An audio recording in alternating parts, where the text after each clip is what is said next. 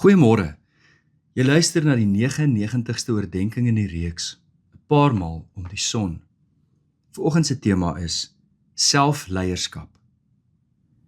Het dit al vir jou gevoel of jou persoon, jou menswees, uit verskillende dele bestaan? Ek bedoel nou nie daarmee iets soos 'n gesplete persoonlikheid nie, 'n woord wat vir die meeste van ons afgryse bring nie. Soms daag 'n deel van my op, wat opgewonde en fluit die dag begin. Dis nie blote emosie nie. Daardie deel van my kom met sy eie samehang van veronderstellings, visie, lewensbeskouing. Dis asof daar 'n deel van my menswees is wat 'n eie karakter het. Soms daag 'n deel van my op wat voel of dit vir die wêreld gluur. Onderliggend daaraan is daar veroordeling. Daar is 'n woede of 'n kwaad oor die ongeregtigheid wat daar is, of dat dinge nie werk soos wat dit moet nie. 'n Ander deel van my daag op, vasberade, vlytig en doelgerig. En dan daag daar 'n deel op wat moeg en lui is, wat uitstel en met verskonings kom. Soms daag 'n prettige deel van my op, wat grappies maak en tergend is. En soms daag 'n deel op wat knorrig en kort van draad is. Nie lekker om mee saam te leef nie. Ek kan aangaan oor hierdie dele, nog baie meer van hierdie dele van myself, wat op 'n manier deel vorm van my kernmens. Dis tog interessant hoe hierdie verskillende dele van ons menswees opdaag in 'n verhouding. Soms daag die deel op wat liefdevol en empaties is. En ander kere daag die deel op wat regtig moeilik is om lief te hê. Daardie deel kan verwytend, verkleinerend, geniepsig of selfs dominerend wees. Hoe is dit moontlik dat hierdie een en dieselfde mens kan wees? Hoe presies hierdie dele van ons groter self, presies in ons brein en liggaam ontstaan en funksioneer, is bo my vuurmaakplek. Al wat ek weet, is dat dit voel of my persoonlikheid uit verskillende dele verstaan. Daar is 'n kernself van wie ek, Tinus, is. Waarom vind ek hierdie losstaande dele van myself wat op verskillende plekke, verskillende dae en verskillende tye opdaag? Soms vir 'n kort rukkie en dan daag 'n ander deel van my weer op. Dis meer as bloot emosies. Sommige van hierdie dele hou ek baie van. En ek sal graag wil hê dat hulle meer op die voorgrond moet wees.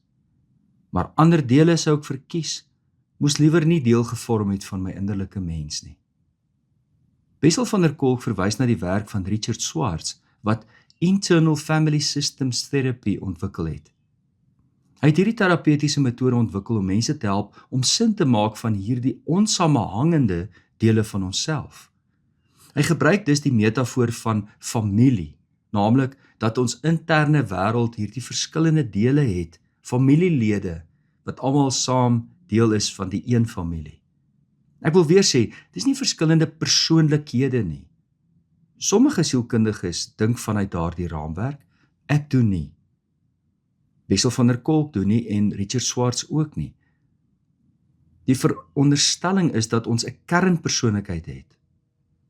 Vir my as gelowige is daardie persoonlikheid deur God gegee. En ek glo dat God ons goed en heel en reg geskape het. Dit vertel die skepingsverhaal ons mos. Die mooi en die goed was eerste daar. En daarna kom die sondeval, die gebroke wêreld. Die lewe gebeur met al sy trauma-ervarings, groot en klein, al die angstigheid en gebeure wat 'n impak op ons lewens gehad het, wat ons menswees geraak het. Dele van onsself moes opdaag om liefde te ontvang, om aanvaarbaar te wees. Die deel van my wat wou selfstandig wees en sê hoe ek wil hê die lewe moet werk, kon nie heeltemal opdaag met 'n kwaai pa nie. En 'n ander deel van my het agtergekom dat as ek liefdevol by my ma opdaag, dan is die kans baie beter dat ek net nou dalk 'n lekkertjie kan kry. Hoewel sekere dele prominent na vore kan kom afhangende van ons lewenservaring en hoe ons moes oorleef op 'n stadium, kan dit wees dat dele van ons persoonlikheid kleiner en kleiner geword het, tot dit later onsigbaar was. Wanneer iemand as kind byvoorbeeld deur 'n ouer mishandel word, kan daardie speelse deel van 'n mens verwond word en vries, want dit dra die pyn van daardie verskrikking met dit saam. Daardie deel van ons moet ons dan vermy of ontken of onderdruk. Van der Kolk verwys na van sy pasiënte byvoorbeeld wat as brose kinders deur volwassenes verwond is, dalk deur ander kinders in die laerskool. En heel dikwels is dit mense wat later liggaamsbouers word, groot, sterk en fris manne. Hulle ontwikkel daardie deel deur saam met pelle bier te drink en dapper stories te vertel. Hulle lyk sterk en intimiderend. Maar heel dikwels in die sessies kom 'n beangste deel van hulle menswees na vore wat hulle met al hierdie projeksie probeer verberg. Het jy al 'n vrou ontmoet? Aan die begin wanneer jy net ontmoet, joh, wat 'n onaangename mens, katterig met skerp woorde, jy voel jy moet net jou hande opsteek en sê, wow, stadig nou. Maar soos wat jy hulle leer ken oor die maande en dalk jare heen, kom jy agter, wat 'n aangename mens. As jy haar regtig leer ken, dan kom jy agter, dit is eintlik 'n diep omgee mens. Dis vir my belangrik om hierdie aspek te onthou. Hierdie kernpersoonlikheid van ons en hierdie dele van ons menswees kan nie vernietig word nie. Dit kan verwond word. Dit kan vries, onaktief raak, kleiner word. Maar dit kan nie doodgemaak word nie. Vir my is dit 'n teologiese vertrekpunt wat ongelooflik belangrik is. En ek onthou dit altyd as ek saam met mense 'n pad stap. Die Here het ons so wonderlik geskape dat daardie dele van ons menswees en ook ons kernpersoonlikheid nie deur trauma of boosheid of wat ook al vernietig kan word nie. Lewe behoort aan God. Ek het vroeër gebieg dat ek van hierdie dele van myself liewer sou wou afdank. Maar, luister mooi, Van der Kolk sê dat genesing en voluit lewe juis kom deur hierdie dele te verwelkom. Selfs daardie dele van ons wat byvoorbeeld depressief kan raak en uiteindelik dalk die ondenkbare kan sê, ek wil nie meer hier wees nie, of ek haat myself. Wanneer ons daardie dele verwelkom, as deel van, kom ons sê dan, hierdie metafoor van 'n familie, en ons bied aan hulle 'n veilige ruimte, kan hulle 'n bydrae lewer tot die samehang van onsself. Ek weet dit klink teenproduktief, is dit nie? Maar ons moet onthou dat die verskillende dele van myself, elkeen 'n eie konstellasie van waardes, oortuigings en strategieë het. Neem byvoorbeeld daardie lui deel van my menswees. Wanneer ek dit innooi en deur bewuswording vra wat dit het om te bied, mag dit dalk sê, ek wil jou beskerm teen mislukking. Jy weet hoeveel keer ons al probeer en misluk het. Kan jy onthou hoe dit gevoel het? Leef liewer veilig en vermy teleurstelling. Nou is dit nie my vyand nie, maar ek kan daardie stem, daardie deel van my in ag neem en dink, ja, baie dankie daarvoor. Ek sal dit in ag neem met my beplanning.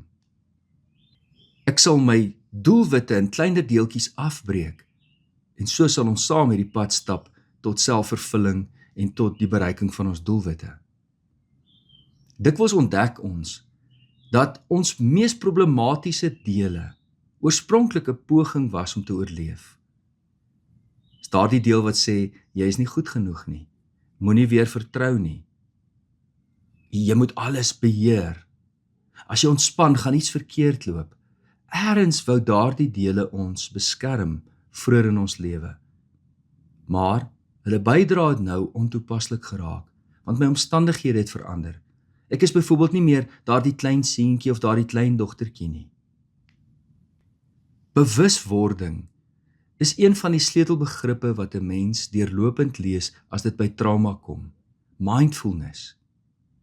Bewuswording kan ons begelei om die interne landskap te ondersoek met empatie en nuuskierigheid en om met 'n interne atmosfeer van selfsorg en selfliefde uiteindelik hierdie gesinsvergadering te hou van hierdie dele van myself.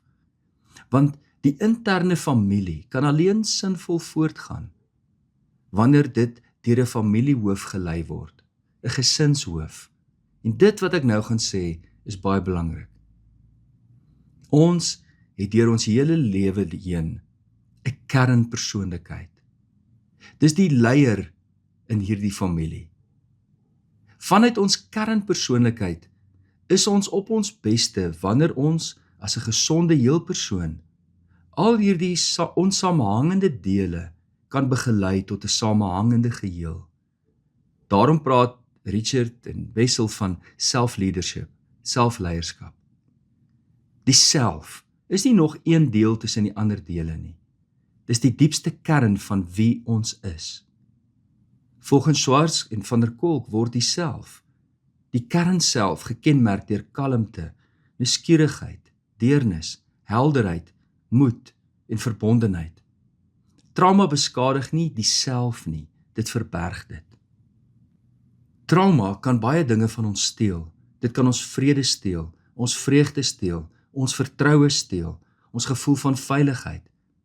Maar dit kan nooit ons kernmenswees vernietig nie. Genesing begin wanneer die self, my kernself, sterk na vore tree en die verskillende dele begin ontmoet, nie met oordeel nie, maar met nuuskierigheid en medelee. En waar my kernself 'n leierskapsrol speel, ek weet wie ek is, ek weet wat my identiteit is.